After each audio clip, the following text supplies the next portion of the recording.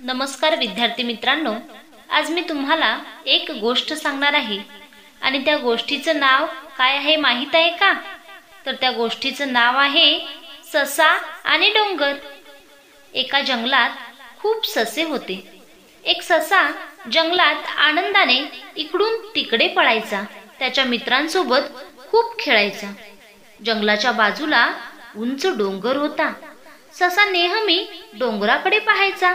त्याच्या मनात विचार यायचा, मी हा उंच डोंगर चढू शकेल का? एक दिवस सशाने डोंगर चढायचे ठरवले.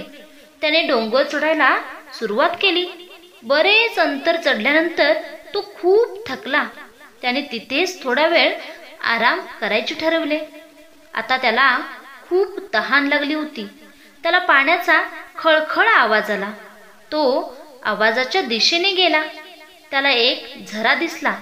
त्याने भरपूर पाणी प्यायले. पाणी मिळाल्यामुळे तो खूप खुश झाला. त्याचा थकवा सुद्धा गेला. तो आता पुन्हा उत्साहाने डोंगर चढू लागला.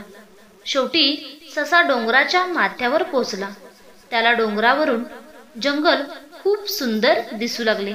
तर मुलांनो, या गोष्टीचे तात्पर्य तुम्हाला माहित आहे का?